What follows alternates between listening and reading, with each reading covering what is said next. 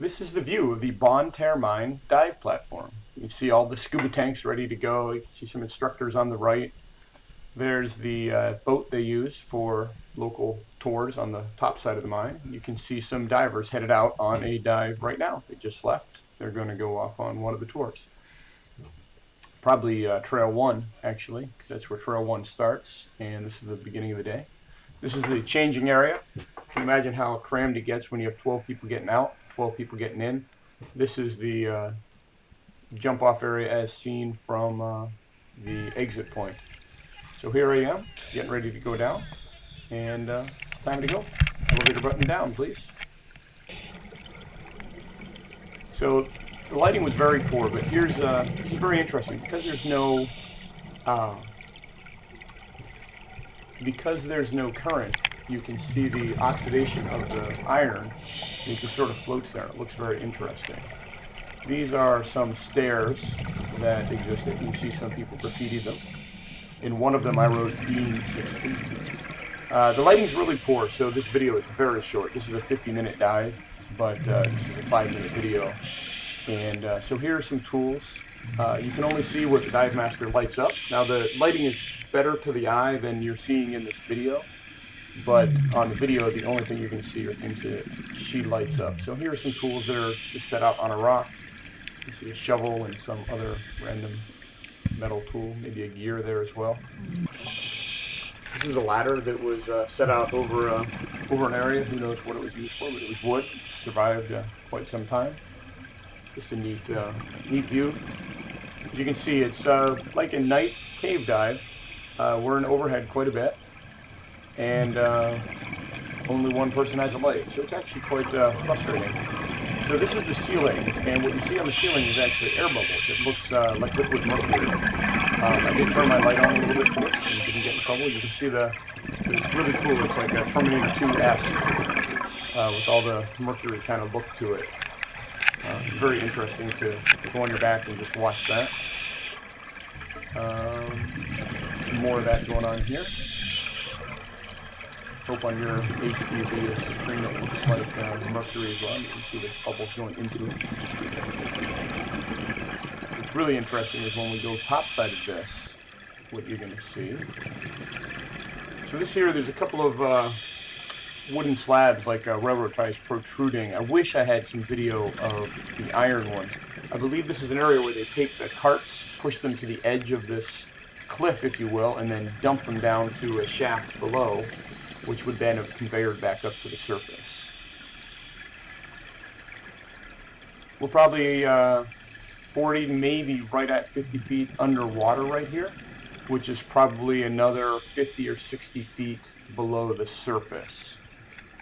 And they dump stuff to a lower level. There are 5 layers to this mine, and we built the 3rd level.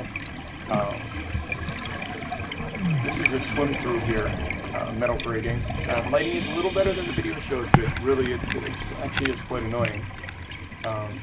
It's a true vertical shaft going through it. That's where I didn't puncture my dry suit. I believe I'm following Mark, my dive buddy, for the weekend. We flew out together. And the light you see is obviously not the sun, it is external lighting they have. So we're getting shallower and getting to an area where they have lighting.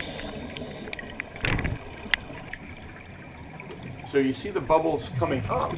We're now above the room that we were in previously, and those are our exhales seeping up through the rock. The rock is porous. It's pretty neat stuff going on. This was a neat dive. The video is pretty poor. I don't think I'll ever go back there, but it was unique, and I'm sort of glad I went once. Kind of wish I didn't have to go for 2 full days, but it is what it is. This is an iron cart, just with some random rocks and hand tools in it. The dive definitely is a little bit more interesting than the video bits, but not much. This is another mine cart. If you look at this crook, you can see again more of this iron oxidation floating off of it. Really cool stuff. And Mark is going to pick up a torpedo. And fire it off into the dark. Yes, that is.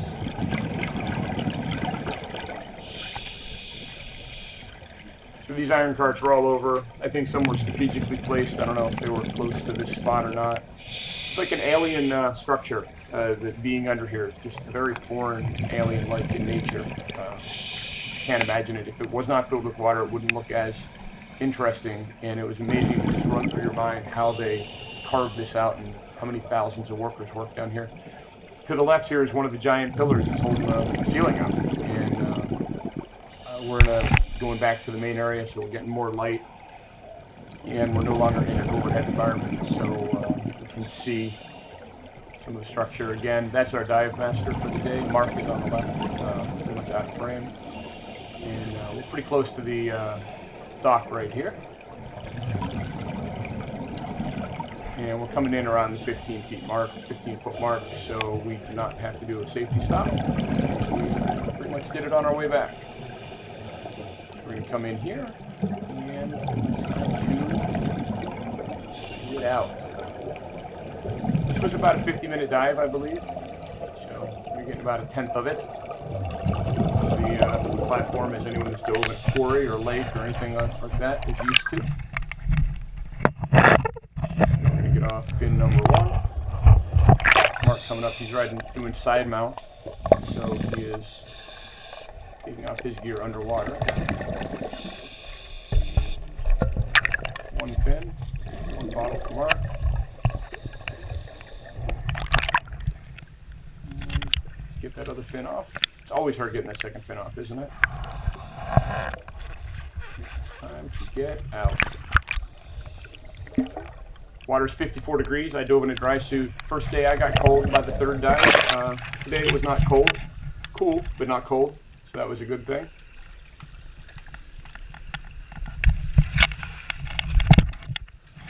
So you recognize this view from the first one. So now we got 7 or 8 people coming out, and we got a dozen people going back in. So sometimes the changing area gets a little... And that is trail 3. Enjoy. It's a little tight.